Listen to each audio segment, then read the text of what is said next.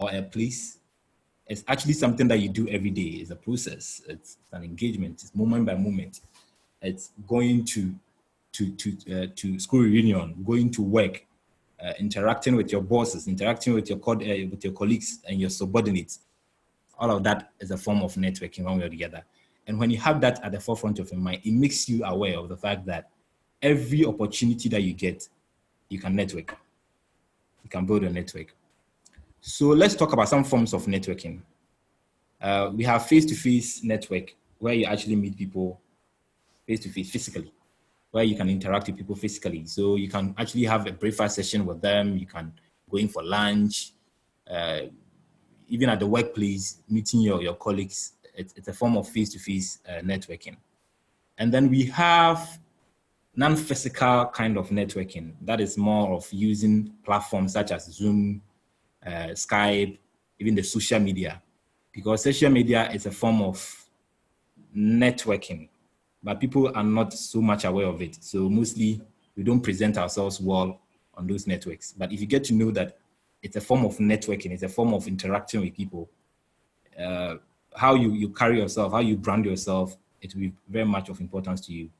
So for me, because I work for a global firm, everything you do on your social media for them is important. Even going to give a presentation somewhere is important to them. So there are a lot of internal stuff, a lot of internal quality risk stuff that you're supposed to do and approvals you're supposed to take before you're allowed to do some of these things.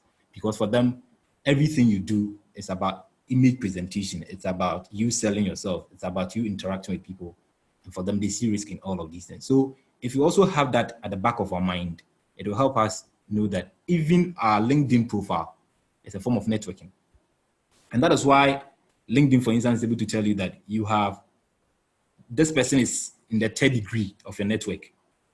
Ifya, for instance, is my friend on LinkedIn. So she's a first degree contact. But most of you, if you have a network with Ifya, you'll be a second degree to me. So there are so many ways that we interact physically and not physically. And when we talk about the non-physical interaction, we're talking about e-networking. So how do you stand out when it comes to networking? Let me quickly reference us to a presentation given by Jeff Weiner, just I think on 26th of September 2019.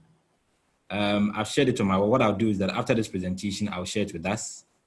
What I've done is that I've tweaked this presentation a bit. So the reference page, I will share it with Ifya, and Ifya will share it with all of us. And Jeff Weiner actually went ahead to say that when you're on LinkedIn and there's a job and you ask for a referral from your contacts, the possibility of you getting the job is about 9 times more than somebody who doesn't have any network. I mean, more than anybody who doesn't have a referral on LinkedIn. So let's say somebody posts a job, and then I know Ifya knows that person, and I tell Ifya, can you give me a reference, or can you refer me to that person? The possibility of my getting that job is about 9 times. And that is huge. So after that, what LinkedIn did was to actually delve deeper to know more about our networks, more about our connectivity. And then it boils down to the fact that if you actually grew up in a high income community or neighborhood, you are 3 times more likely to have a stronger network than somebody who did not grow up in a strong neighborhood or high income neighborhood. The same thing when you educated or you schooled in a top-notch university or school, you are 2 times more likely to have a strong network than somebody who did not attend a very top-notch university. The same for when you work with a top-tier employer. Those who work with top-tier employers are 2 times more likely to have a strong network than the person who doesn't have, or the person who is not working for a top-tier employer. So if somebody grew up in a high-income neighborhood and attended a top-tier university or school, and then works with a top-tier employer, the person is 12 times more likely to have a stronger network than somebody who doesn't have any of these 3. So networking is very important. So how do we bridge that gap? And in bridging that gap is what we call the networking gap.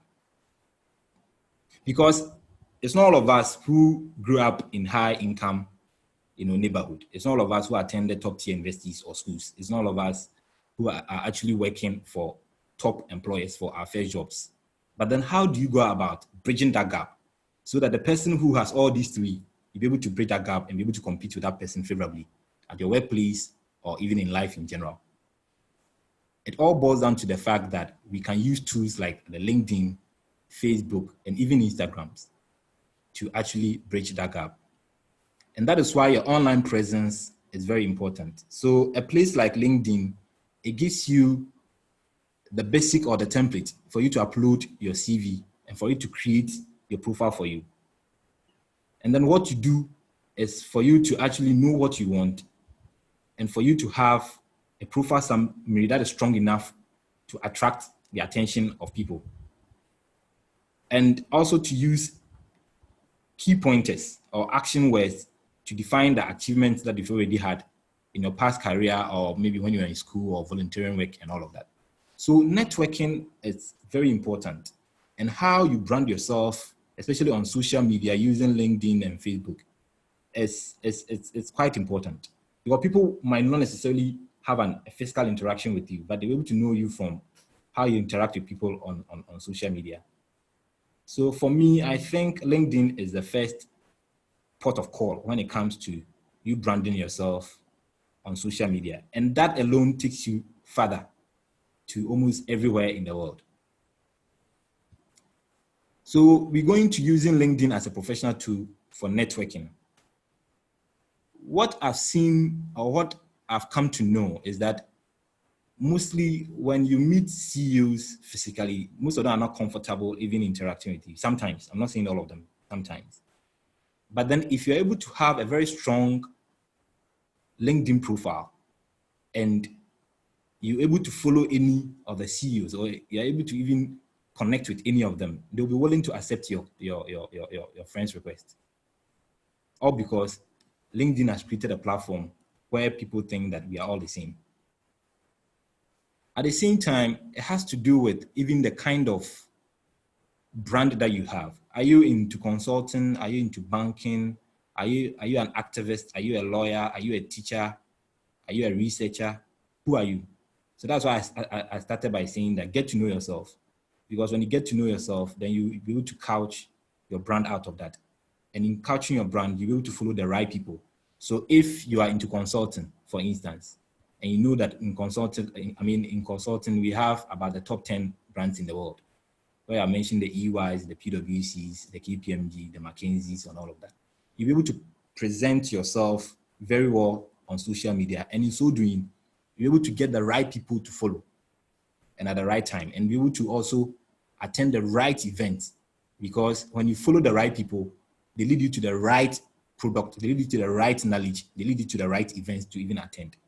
So it's important how we present ourselves, especially on LinkedIn. If any of us is not on LinkedIn, the first recommendation that I want to make, or the first assignment that I want to give us, is for us to build our presence on LinkedIn. And if you're having any challenges, you can touch base with me. You can contact Ifia, and then we can actually look at your LinkedIn profile and then critique it for you, and then give you some pointers as to how to have a good presence on LinkedIn.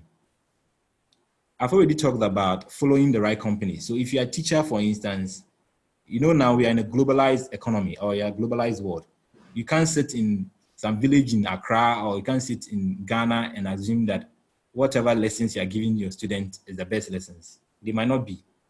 Because if you're not following the right people, if you're not following the right or the frontiers, or the front runners when it comes to education and curriculum development, you might be doing something, but you might not be achieving the right stuff for your student. So it's important, first of all, for us to have a profile. So for me, I think the first thing that comes into mind when it comes to networking has to do with we getting to know ourselves.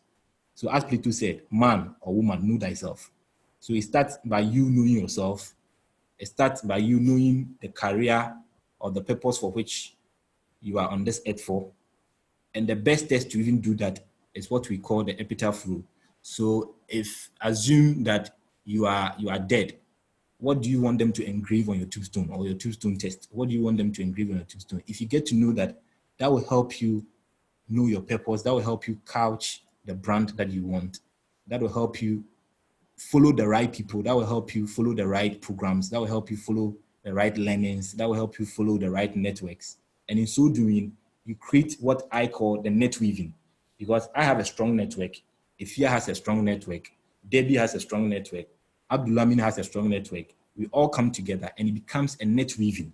So you don't have just a network, but you have a weave where it's interconnected, and then you see how you can benefit from. Don't forget that I started by saying that those who come from a high income neighborhood, those who attended very good schools, those who started working in top tier or top tier companies are more likely to have a stronger network than most of us. So what we must do is that we can use some of these platforms. We can follow the right people, and in so doing, we touch or we hook onto their network, and our network expands. So I have sometimes, if I want to add a top CEO in my field of career, and I'm not getting the opportunity to connect, what I do is that I look into my network and I tell somebody who is closer to that person that give me a reference or give me a referral. And that is easy for me to be able to get in touch with that person. Because everything that we are doing, either we are selling or we are providing solutions to other people. So for us, it's important that we build a very strong network because the benefits are huge for all of us when we take some of these things serious. At the same time, what I've seen people do on LinkedIn or on social media is that some of them cannot separate Facebook from Instagram. They cannot separate Instagram from LinkedIn. LinkedIn is for professional stuff. So you can't mix your Facebook stuff with your LinkedIn stuff. You can't mix your Twitter stuff with your LinkedIn stuff. So you can use your Facebook for all your, in quotes, social stuff, all your parties, all the funerals you've attended, all the naming ceremonies, all the weddings you've attended. You can use Facebook and Instagram to share those pictures. But then when it comes to LinkedIn, make it professional, which means that even the kind of pictures that you have there, even your profile picture should speak volumes. Because sometimes people add me on LinkedIn, most of the time the student, and then even how they address, you see that they're not serious. You can conclude that they are not serious. But then our pictures will count, how we brand ourselves on these platforms count. So it's good for us to have a professional picture on LinkedIn because it speaks a lot. At the same time, just as part of LinkedIn, there's a portion for your profile, which gives you the opportunity to write about not more than, I think, 1,000 words about yourself. Start by actually writing everything about yourself. Keep on removing the irrelevant stuff, the repetitions and everything. Continuously remove the not so important. Summarize it until you get to about 200 words. And there you put it on your LinkedIn. And basically what you are telling people is who you are, what you stand for, or what you want to solve, or your purpose, what you've done in the past, and what you want to do in the future. So it's more of what we call a current state assessment of yourself, assessment of yourself, where you are at the moment, and the future state assessment, where you want to be. That is all that you are supposed to convey. And then you convey that as part of your summary on your LinkedIn. So LinkedIn is very similar to your CV. It speaks for you when you're not there to speak for yourself. That is how a CV or resume is. It speaks for you when you're not there to speak for yourself, when you're not there to defend yourself. So always have that in mind, that every now and then you have to make a conscious, deliberate attempt to making your CV or making your LinkedIn profile big enough. Let me tell you, I know friends who have gotten jobs that they didn't apply for, all because somebody actually saw their LinkedIn profile, checked the achievement, what they've done for themselves, what they are doing for others, and then decided to actually contact them and say that I want you to be part of my team. Just last month, somebody in energy, because I worked in the oil and gas before, so somebody in energy contacted me and the person said, I like your profile. and I'm going to send you a job description for a particular role. If you are interested, let me know. I didn't apply for it. I'd not even seen the job description. I'd not even seen the job role, all because I have a strong presence on LinkedIn and I follow the right people in my network, or the people that we are all doing the same thing. So people in energy, people in consulting, people with a big four, and all of that. And that helps you get a very strong presence on LinkedIn. So it also boils down to even the articles you are reading, the posts you are reading on LinkedIn, because all of that is being chronicled somewhere. So people get to see things that you've liked, people get to see things you commented on, people get to see people you are following, and it all builds the brand that you have on LinkedIn. And that is when people can tap into it, and that is where you can also tap into it, and it becomes your network. All right. So as I said, be professional as much as possible. Be mindful with your likes and what you share. It's not like Facebook. And even if you're using Facebook, still be careful, because what we've come to see is that social media is giving people opportunities, at the same time taking opportunities from other people. Somebody was traveling to Africa, I think from US. She just posted on, is it LinkedIn? She just posted on either Twitter or Facebook that I'm going to Africa. I pray that I don't get AIDS. I don't get, I don't get HIV. By the time her plane landed in Africa, she had been sacked. She had been sacked. Because we are living in a globalized world. You can't just say whatever you want to say and expect people to take it for granted. So everything that we do on social media, everything especially we do on LinkedIn, it counts. People will connect the dots. People will make a search on you. They get to find what you said, and that can go against you. So our presence is everything, right? I read a post in the Mirror. It's one of the newspapers in Ghana, and it said that reputation is what people say about you when you die. It's what is written on your tombstone when you die. And character is what the angels represent to God. So everything that we do, our reputation, our brand, it's important. We should do everything as much as possible to protect it. Because just one thing can bring you down, and just one thing will let people shun you and not want them to be part of their network. And in this world, you are as rich as your network. You are as powerful as your network. You are as strong as your network. You are as influential as your network. So let's bear that in mind as we go on in our different endeavors. And every opportunity we get, let's see it as an opportunity to connect and tap into somebody's network as well. So in networking, what I would say is that because I see myself as a lifelong learner, I also want to recommend that to you, that you also see yourself as a lifelong learner, somebody who believes in continuous improvement, so that every now and then you, one way or the other, be reading something related to how to connect with people. Because as I said, we are from different we have different personalities, and how we deal with people might be different. But then we can always be better when it comes to dealing with people. It will always be better. It can always be better. There's always room for improvement when it comes to dealing with people, because dealing with people is quite difficult.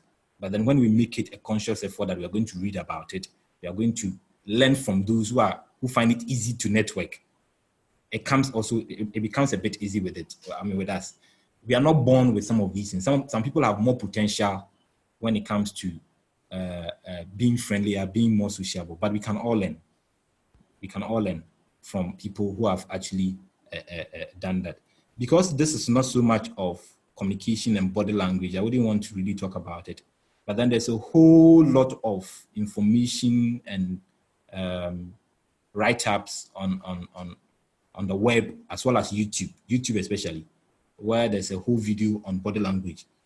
And there's a whole TED talk on body language, where this lady said that fake it till you make it. So it all has to do with how you present yourself, how you talk to people, how you tilt your head, modulation in your speech, and all of that. All of them, there are science behind it, and you can actually learn them as we go ahead. Nobody has gotten to destination because it's a process. So let's all see it as an opportunity for us to be able to learn quite a lot. In networking, the other bit also has to do with how we even introduce ourselves at events. How we introduce ourselves at events. Because if I don't know you, and then you just approach me, and the way you approach me is not per how I want you to approach me. It might be offensive. If you are approaching a young man, approaching an experienced or a top-notch CEO who is a woman, it might be offensive how you approach a person. So all of that, counts. So that is why here we are recommending that you have an elevator speech. So we even give you a template to help you couch your elevator speech, pitch, which should be straight to the point, telling people who you are, your name, giving a snapshot about what you do and the reason for wanting to network or connect with that person. Straight to the point. Three statements: your name, what you do or who you are, and why you want to have that interaction with them, and what they seek to gain out of it. Because it's very important. And as Dave Carnegie said, the sweetest word in everybody's ear is their name. So it's always good, if you're going to network, to do some bit of research about whoever you're going to network with. So some of them, they can be something that you can be conscious about. So you are going for a network event that you know that you're conscious about. You're going to meet certain people. Sometimes you'll be sitting in a bus going to work. You're not so conscious about going to meet somebody. Serendipity, you tend to meet somebody. So it's not planned. But when you're going for events that are planned, if you're going for a network event, if you're going for an industry event or an award, or you're going for a talk or presentation by anybody, you can read about such people on LinkedIn. You can just do a random search on Google, and Google will just take you to the person's LinkedIn page. And then you get to know who the person is. And you get to know what interests the person. And then from there, you'll be able to ask the person relevant questions when you meet them. Because what bores a lot of CEOs and top guys is the fact that people meet them and they don't even know why they want to meet with them. So anytime you get the opportunity to have an interaction with somebody who you admire or somebody that you look up to, do a bit of research about the person. Get to know their interest. And then even getting to know their interest, you can use it as an icebreaker to meet with them. If somebody likes watches, and maybe that person has expressed that even on his LinkedIn page or on any of his social media page, maybe you meet them, you can talk about watches. You can say, oh, you have a very beautiful watch. You have a beautiful that or that. Or I read your post on LinkedIn, I read your article in the newsletter. I followed your presentation that you gave to the industry players. I listened to your TED Talk. I listened to the presentation that you made as a teacher to those students. I was in the audience when you gave a presentation to this people, and I liked it. And be specific. I liked it when you said this. I believe that. I also believe in this idea. Or you can also say that I also believe in this idea, but I also think that you have to also look at it from this angle. That makes it more beneficial to the other person. So it's not always about yourself. It's not always about you, whatever you're going to get out of the network. It's also about the other person. So always ask yourself, what value can I also add to that person? And that will go a long way to helping you network well. So look the part. So don't dress any shabbily around going for a networking event, or don't dress any shabbily around wanting to interact with anybody. Every field and the kind of attire or dressing that is expected of them. And act your part. So as I said, if you are going for a networking event and you know very well that you're going to meet, let's say, the minister of, let's say, finance, and you are a finance guy, you have to read about finance. You have to have some bit of knowledge about that field. You have to show interest in that person that you're going to meet. And then that would help you a lot. And then be the best version of yourself. So this, I wouldn't want to delve so much into it because we all know how to be best version of ourselves. All right, so there are activities and exercises that we actually recommended you do prior to this session. I would like to know how many of us were able to do that. And then if some of you can also share with me, example, your elevator pitch. And if possible, if you will give us some time to critique some of these things and to add value to some of the elevator pitches people have developed. And then from there, I believe you can go on to the next presentation. Or if you should I finish with the next presentation and then we come back to all of that?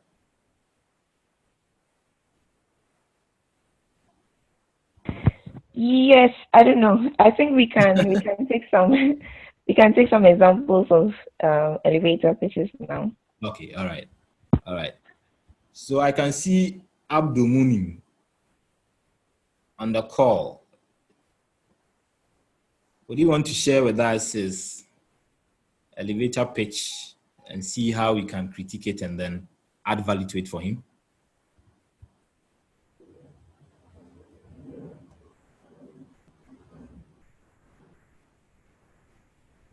Hello?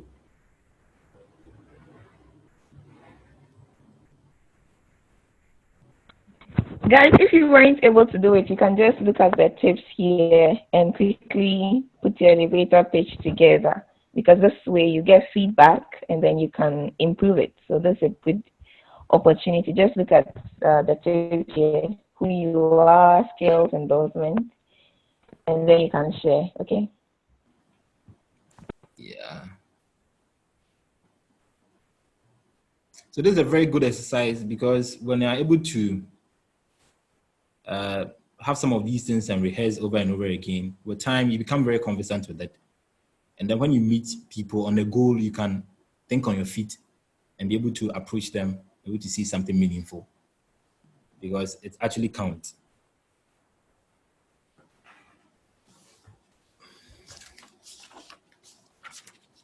So as I said, I'll give us a lot of assignments for us to do. So if we are not coming up with our elevator spaces, Anyone ready? Pardon me? No, just asking if anyone is willing to share. Yeah.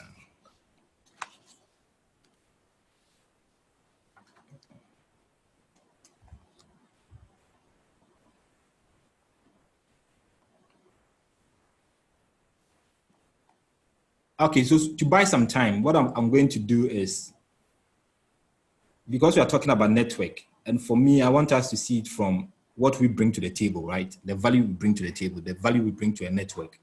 I want to share something that my company is actually it's actually a document for internal use only. But what I'll do is that I will share a bit with us. We can do more reading on that later on. Because I think some of the information is online, even though you wouldn't have everything online, but then some of the information is online. So there's an institution called the Center for Talent Innovation. And Institution of Talent Innovation has sponsors. So we have EY as part of that. We have Goldman Sachs. We have some of the top brands in the world being part of funding that research. And so they came up with something that they call the executive presence. And when they talk about the executive presence, they say it's the perception of an individual as having substance and authority and being capable, trustworthy, and in charge. Let me repeat it, executive presence.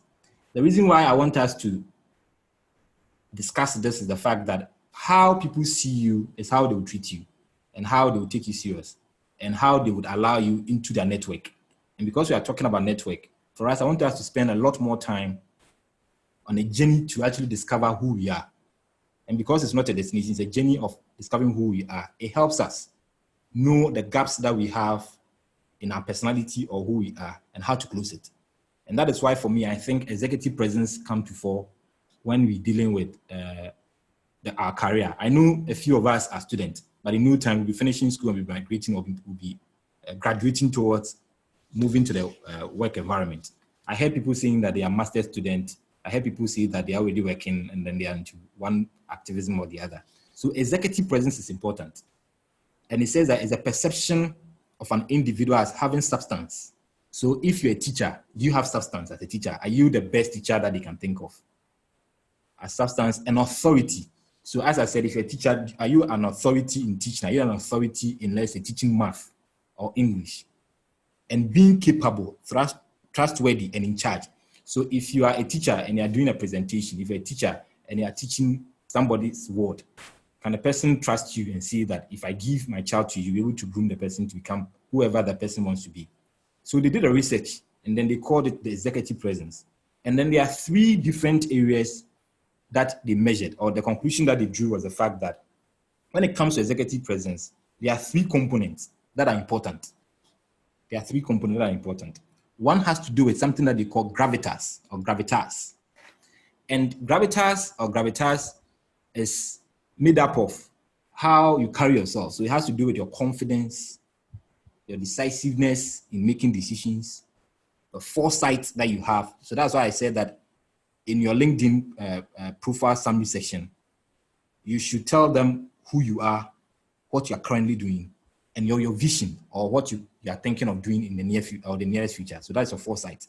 So when somebody meets you, the person is looking at your gravitas, and in your gravitas is looking at your confidence, whether you are decisive, whether you have foresight, whether you have integrity, whether you have reputation, because that is what people see. They don't see your character, they see your reputation. So whether you have integrity, whether you have reputation, whether you have emotional intelligence, whether you can actually empathize with other people, whether you can put yourself in the shoes of other people. So that's gravitas. The other one has to do with, and according to them, gravitas contributes about 67% of what people see when it comes to executive presence. 67%. So how you present yourself on LinkedIn, how you present yourself physically to people, whether you're a person of integrity, whether you have a reputation in the field. So if you're a teacher, are you saying you're a teacher or people know you to be a teacher? Are you saying you're a teacher because you have a degree in teaching, but you are not a teacher? Are you saying you're a consultant because you've been employed by a consultancy firm, or you're actually making impact in the consulting firm industry? You should be known for something. The other bit has to do with appearance. And appearance for them, it's just about 5% of what people will see. That's about 5% of your executive presence. But then they have a note. They say that, but all recognize its potential for derailing talent. So how you present yourself, how you appear physically or not even physically, it counts a lot, even though it's just 5%. But then it can derail your talent. It can derail your progress. So it's something that we have to have a look at. And then communication. Communication is about 28%. And that has to do with your commanding speaking skills. So eventually we come to talk about public speaking and everything. It's important. Your communication skills, your stakeholder and audience focus, whether you have very strong stakeholder management skills, where you can actually engage with people who are, whether within your company or without your company, whether they are in your company or outside your company, whether they are regulators, whether they are funders, whether they are sponsors, all of that, whether you're able to communicate with them very well. And active listening is also part of communication. So they said that appearance and communication are critical filters through which gravitas is perceived. So executive presence is something that I've looked at for a bit of time. But what I'm recommending to us is for us also go and read a lot more about it, because it forms our image, our brand. And that is what we use when we are networking. That is what would be a blessing to us when we are networking in every sphere of our lives. So I don't know whether this has given us a bit of leeway, some bit of time for us to couch our elevator pitches so that we can share it with us and then we can critique it. Yeah, very interesting. Very, very interesting. So, elevator pitch, who's ready?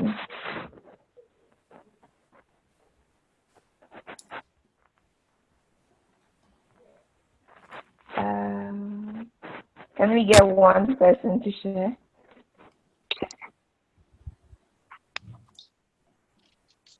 Okay, can I share mine? Yes, please.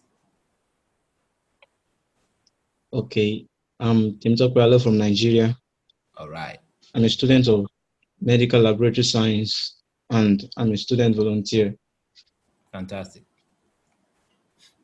I volunteer for medical outreach in different settlements across Southwest Nigeria, and I'm currently volunteering for Tier 4 Nigeria, a relief and development agency, and I'm also a Class 19 fellow at the Millennium Fellowship with my colleagues undertaking a sustainable waste management especially focused on recycling plastics in our university. And I see myself contributing to my country socio-economic development in the nearest future as possible. All right. That was all. All right, Tope. Yeah. Yeah, I think it's fantastic. It's straight to the point, right? So what you do is that let's try and pen it down. Let's try and put it in writing, right? And then let's try and reduce. Let's try and summarize it a bit further, and then make it maybe into a 1 minute pitch, right? But then what I can say is that this is solid. That is good. That is really good because the time is short, but you're able to come up with something very, very, very good. So that is good for Tope. Tope, kudos. Okay. All right. Can we have David?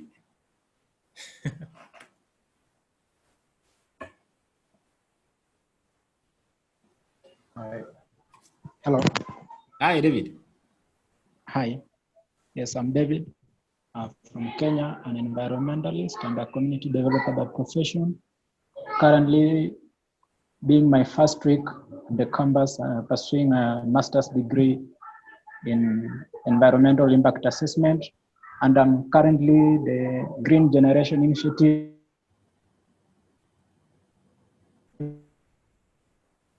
ambassador to Mombasa County, an organization,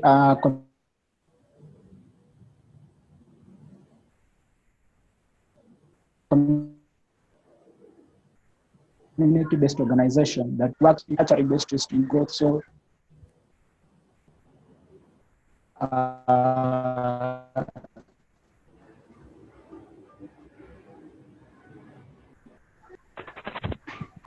David, we can't hear you because of your network. Maybe you can share it in the chat. What do you think, Kwamina? Yeah, so it's also good to the point. You getting to meet him, mentions his name, says that he's David. That is good.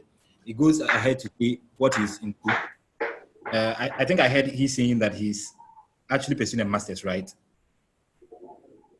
Yes, he says he's actually pursuing a master's, and he's an environmentalist.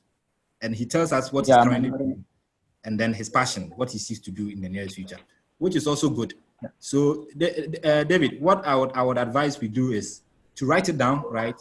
And then let's try and summarize it, refine it, recouch it until we get maybe just 4 or 5 sentences, right? And then we go over it over and over again, so that whenever we need to go, it will be easy for us to pitch it to them. Is that fine? Good. I think there was one lady, Debbie, right, on the call. I don't know whether she's left. She's still around. She was having some network issues. Okay, what about Martha? Martha. Can I share? Okay, all right. That's Desmond, right? Yes, Desmond. Okay, Desmond, yes. Oh, yes. Okay. My name is Attempting Desmond.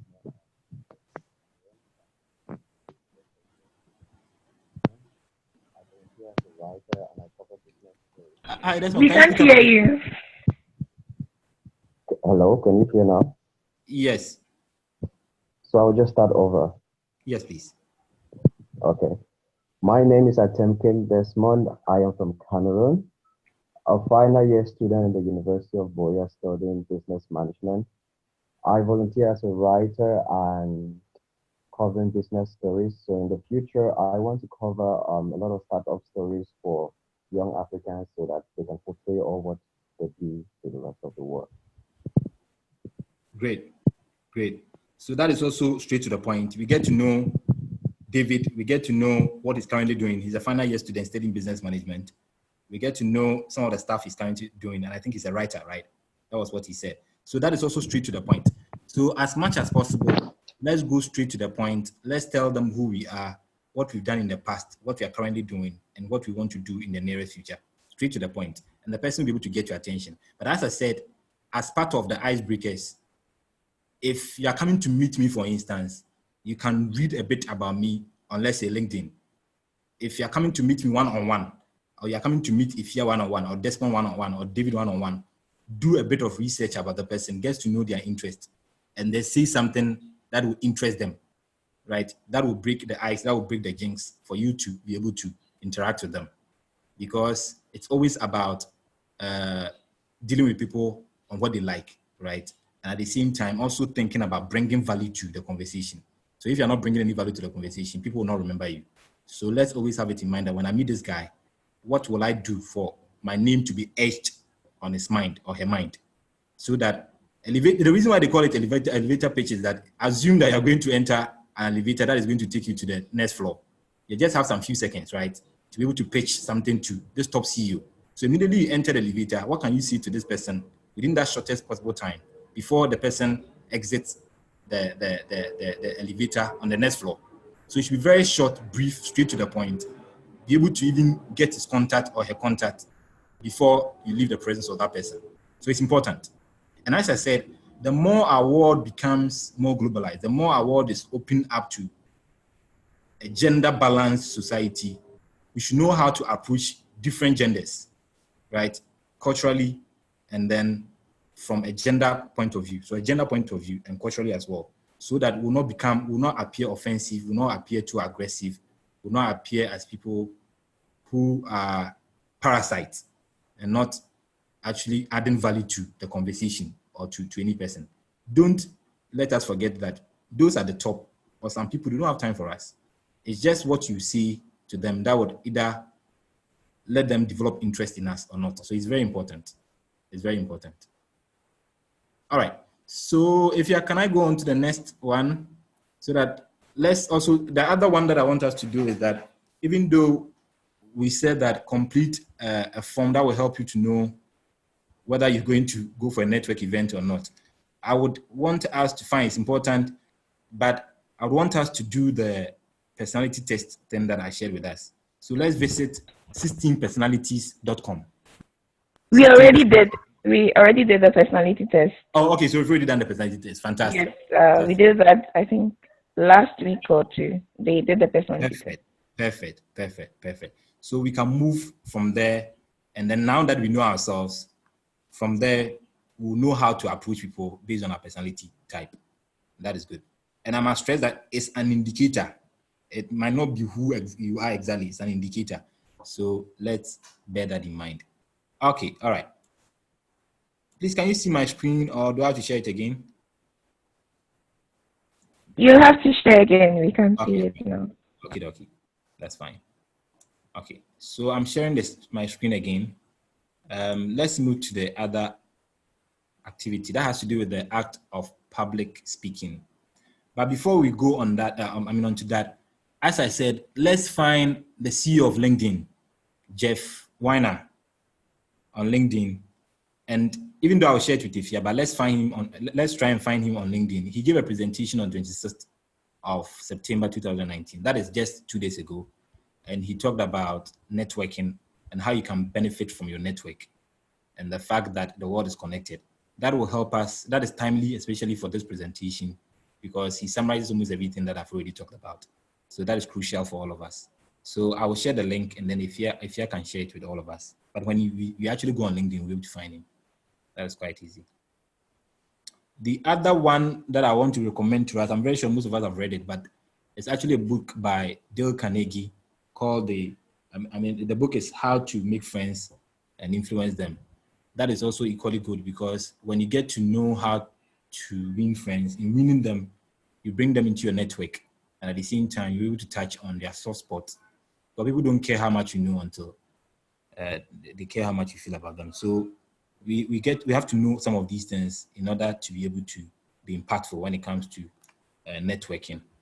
Let's zoom into public speaking and communication. So when it comes to public speaking and communication, it can be verbal or non-verbal. But this time around, we are going to look at the bit that is more verbal, even though there'll be some nuances of non-verbal. So public speaking is a means to showcase your leadership and your communication skills. So when it comes to public speaking, you are trying to canvas you're trying to sell an idea to a group of people. You're actually trying to canvas for support for people when it comes to an idea that you want to put forward to people. And you cannot be a leader you cannot be a very good leader when your communication is that poor or that bad. Because every day you're supposed to communicate. And what I found out with time over the years is the fact that most of us in the technical field, the engineers, most of the time we don't know how to communicate. And that is why most of us, we start our career and we end up as chief engineers. We can never become CEOs. Why? Because sometimes we cannot communicate our thought well out. We cannot actually present whatever is in our head for people to understand. So communication is important. It's very important. And as I said, even though sometimes we plan for it, most of the time it's not planned. So every day as you go about your daily activities, you are communicating. And let's see it as an opportunity to learn how to communicate better. And we can see it and use it as an opportunity to learn better when we are conscious about it, when we are deliberate about it. So don't let us always see public speaking as when you have an event you are going to attend and you are the main speaker or you are the supporting speaker. But every time that you get opportunity to stand up to speak, every time you get opportunity to present an idea, every time you get opportunity to teach at your community, in your schools, at your churches, your mosque, or wherever, know that it's an opportunity to practice public speaking. And because you see it as an opportunity, you prepare. Even if you have an audience of 1, you prepare as if you're going to speak to 1,000. And that is what will bring about the difference. So for me, it all still starts and boils down to the phrase, man, woman, know thyself. For me, it all boils down to you getting to know yourself. And it all boils down to also getting to know the people that you are going to speak to. So it also boils down to what? Preparation.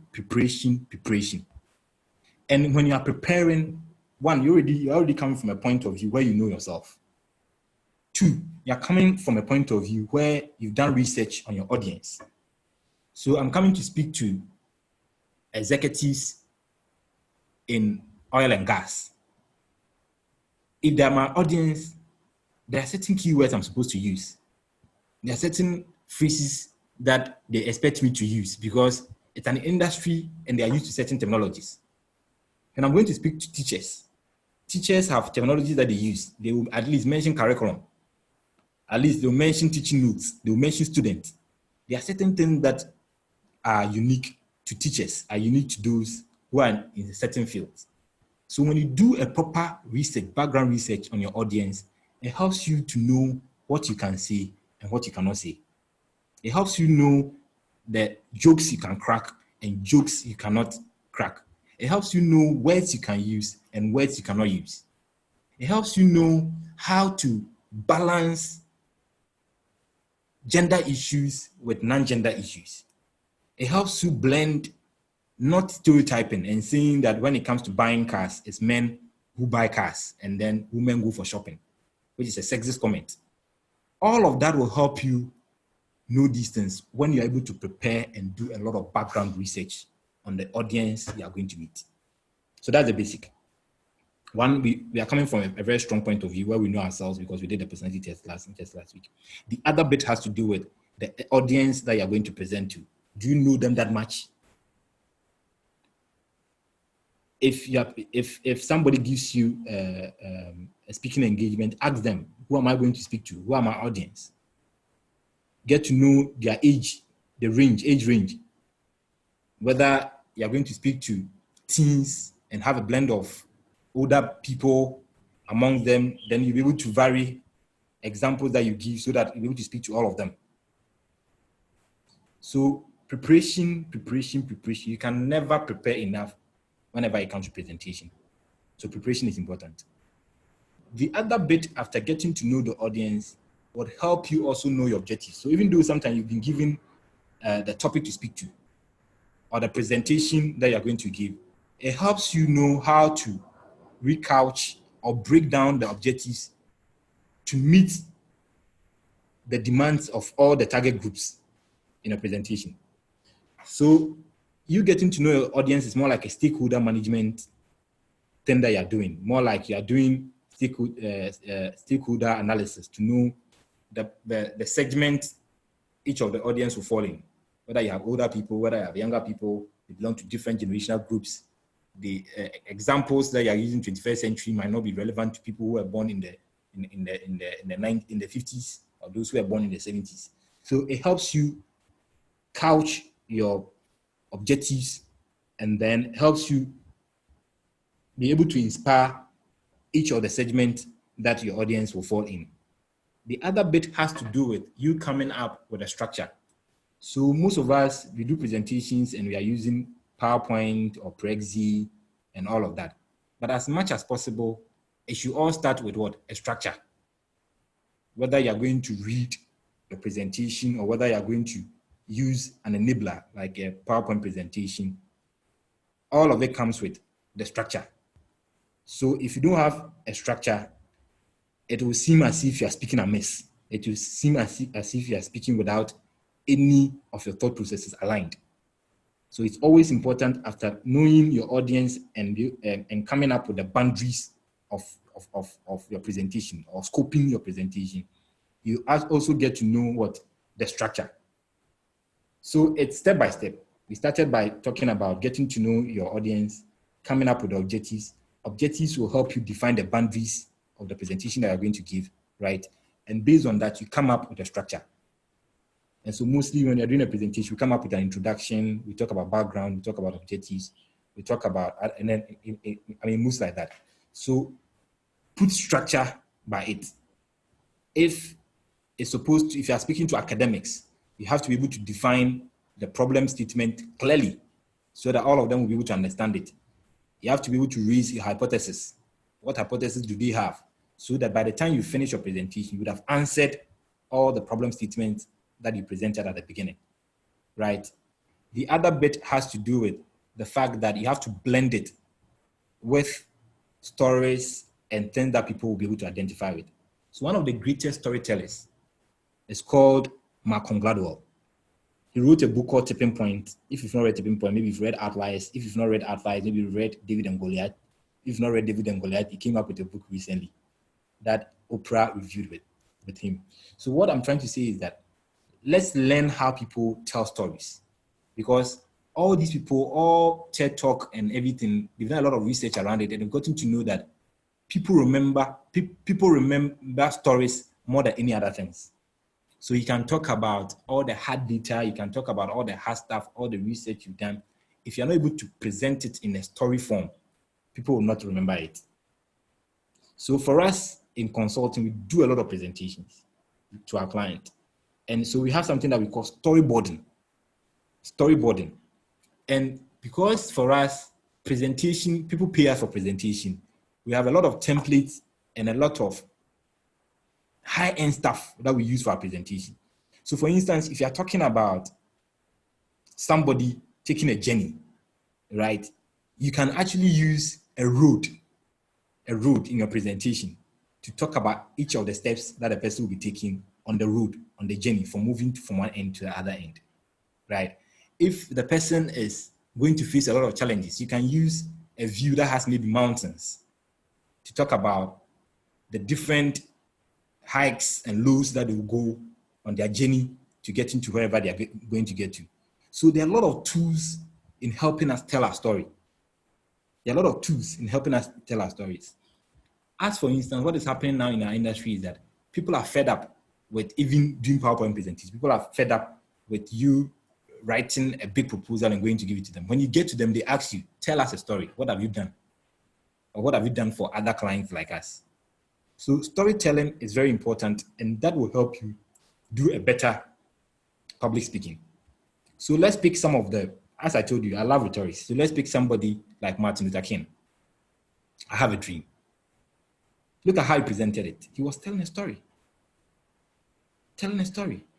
That one day my children will will hold hand. It's a story. Look at Obama, who picked a lot from Martin Luther King. He tells a lot of stories. All the serious orators that we have, they are great storytellers. So how can you be a good public speaker without being a good storyteller? So the Ghanaians, start going back to your Kwamina Sagu stories. The Cameroonians, I'm very sure they also have your fables and your tales there. Start listening to them and say it in the language that you understand so that you become a very good master storyteller, because that will help you in your presentations. If you're a preacher, that will help you in your preaching. If whatever you are, every form of presentation that you do, be a storyteller so that people will be able to connect the dots, because when people are not able to connect the dots, it's very difficult for them. So for instance, one of the best speeches that we've listened to in recent history is a presentation given by Steve Jobs, I think at Stanford. I don't know whether it's Stanford or Harvard, but then it was storytelling. When Amazon CV went to Stanford to go and give his commencement address, it was storytelling. Every time somebody gets up and speaks well, and we tend to remember that story, it's storytelling. So it's important that our presentations are blended with stories, are blended with case studies, are blended with things that people can identify with so that they can connect the dots. The other thing when it comes to public speaking has to do with preparation. And I've already talked about the fact that we have to do a lot of preparation, so I wouldn't talk about it. When it comes to the fact that sometimes we talk about, the anxiety related to public speaking, we all face it. I've listened to a lot of orators, and they will tell you that even before the presentation, they are jittery. They have sweaty palms, they are shaking. Some of them are holding the podium and they're holding it very tight, all because we are humans. So our emotions set in and we become anxious, we become fearful. But what you do with your fear, what you do with your anxiety, it all helps you be able to present yourself confidently to people. And then, as I said, there's a TED Talk that talks about even how to present yourself, where you act until you make it, where you fake it until you make it. All these things are things that you can do. There are science behind it. How you position yourself, how you stand straight, with your back straight and your chest out, all of that, how you widen your gap and you take control of your environment. All of that can help you assuage your fears and anxieties related to public speaking. Look, they've done a lot of research. The same Dale Carnegie wrote a book on public speaking, and he was saying that if it comes to phobias in the world, things that people fear a lot, public speaking is even ranked higher than death. People fear public speaking more than death. So you are not the only one who is afraid when you are going to speak. But as I said, if you've done a lot of preparation and you know your substance, if you know whatever you are going to speak, one thing you should have in mind is that you know the topic more than, or you've done a lot of research more than anybody sitting in the room. They can ask you questions, but know that in that field, that time, you are the expert in that field because you've done a lot of research. And also be open to the fact that maybe you wouldn't know that much and people can make contributions. And then that takes away all the fears. Some people will tell you that, when I'm going to do a presentation, I don't look at the faces of people. If you don't look at the faces and you don't give an eye contact, you're lacking confidence. So try as much as possible to look at people, even if it's just one person that you're looking at, to grab that person's attention. And it should be somebody who is encouraging. So sometimes you look in the room and some people, you look at their face and they look somewhere else. Or you look at their faces and their face show that what you're saying, you're not saying any sensible thing. It takes you off guard. But there are certain people who encourage you with how they nod or how they smile and everything. Focus on those people. You'll be surprised how you turn out to be when it comes to public speaking. So how to overcome fears, I've already talked about it. Fear is part of it, of all of us. It's part of the human instinct, which has been passed on from us, from generation to generation. There's nothing you can do about it. The only thing you can do with fear is take action. Take action and ride on it, because all of us are facing one form of fear or the other. All the president that you think of that they stand out and they speak out so confidently, they all have some sort of fear related to that.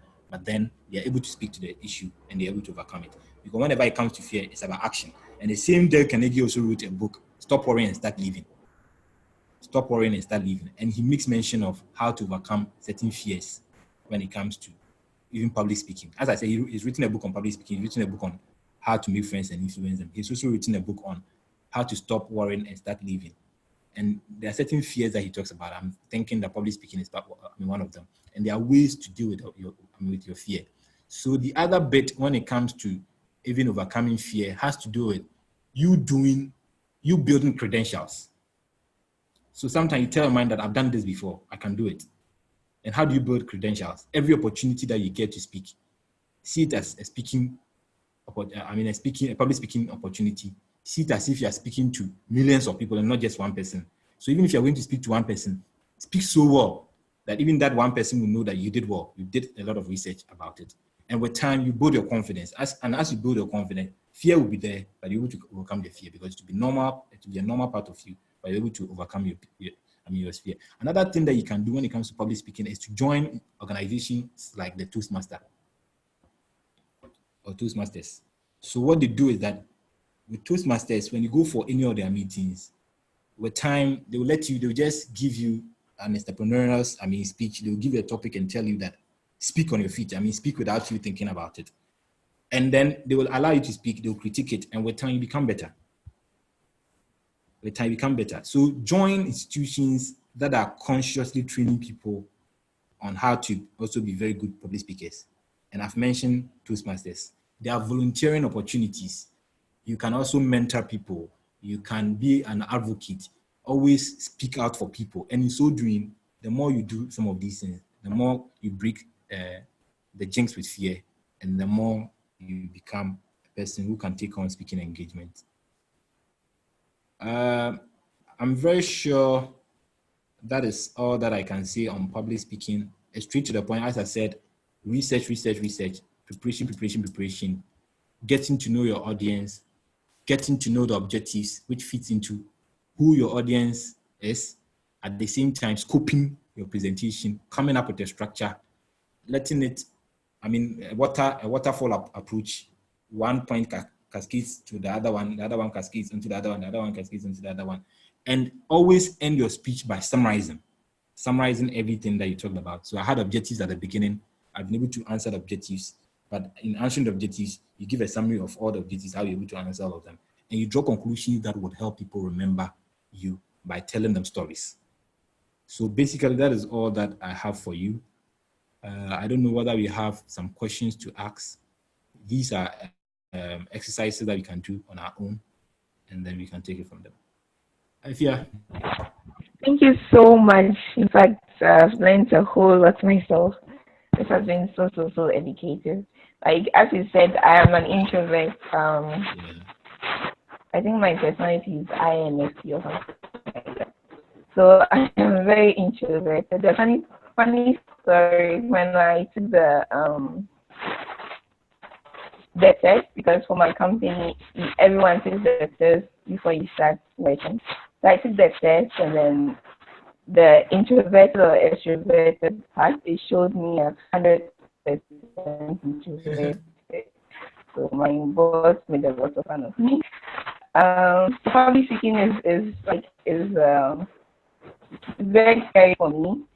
And the funny thing is, I part of my job, because I work with entrepreneurs and I manage the community. We have an international community of entrepreneurs.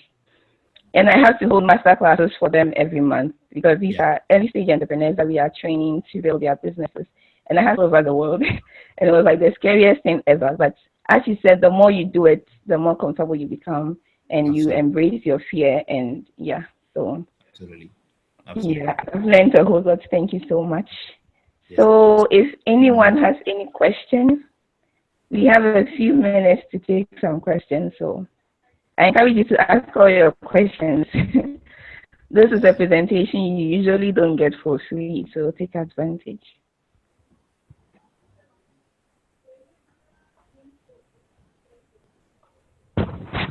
If you have a question, you can unmute yourself and go.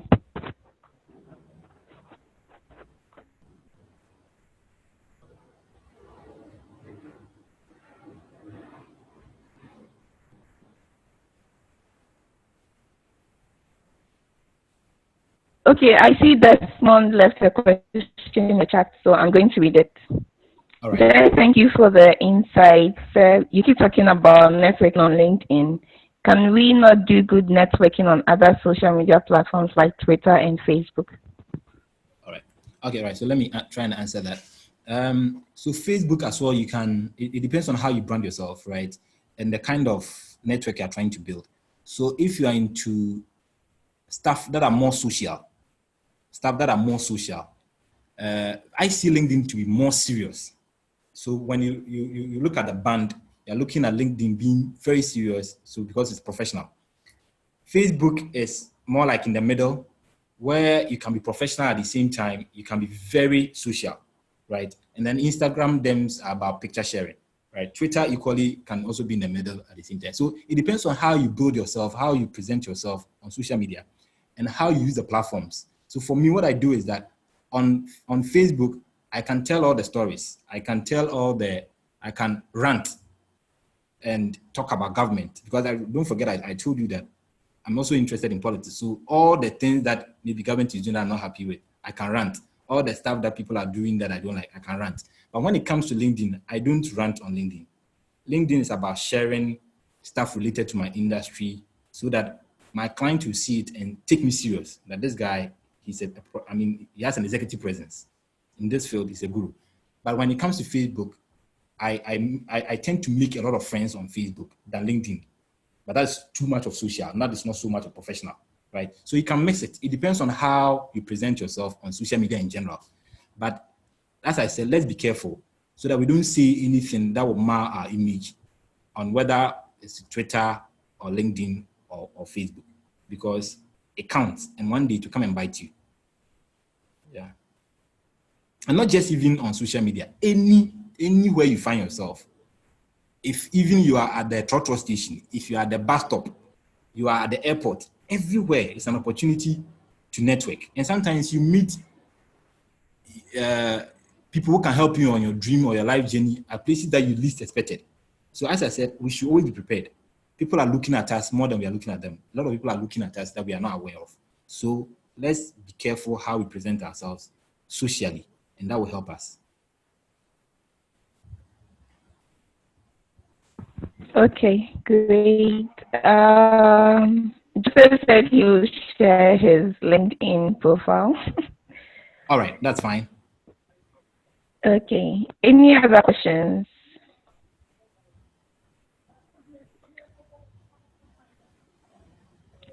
I think the LinkedIn was also very interesting for me. Yeah. So I encourage everyone here, if you don't have a LinkedIn, please do. Please take some time to create your LinkedIn profile. You can connect with me, you can connect with Belinda, with your mentor, and with Kwamina as well. And yeah, we'll be happy to connect with you. So take advantage of that. Okay, so since you are all quiet, we are going to end for now. Yeah. And if you have any questions, you can leave them in the WhatsApp group. I'll pass them on to Kwamina. And I think I'll share some of the books you recommended by Dale Carnegie. Okay, it's here. It's here actually. Yeah. So I'll actually share this slide again with you because I've added on to the references and recommendations. Okay, great. Yeah. All right. Okay. Thank you so much, Mr. Ekremet. We've really had a great time. Very, very valuable. And I'm happy we're able to have this session with the fellows. So thank you so much for your time. We really appreciate it. Thank you as well for giving this opportunity to share a bit of what I know with this fantastic team. And then, as I said, my doors are always open. I mean, I've done some blogs on LinkedIn as well, on networking and what is important for you to build a strong career. You can take a read and then you can comment on it or critique it, basically. Yeah, with any views that you also have. So thank you very much for this opportunity, and I really appreciate it. Anytime you need me, I'm at your beck and call. Oh, thank you. Great. All right, everyone. So we'll bring today's session to an end and have a great weekend. Okay. All right. Bye. Bye.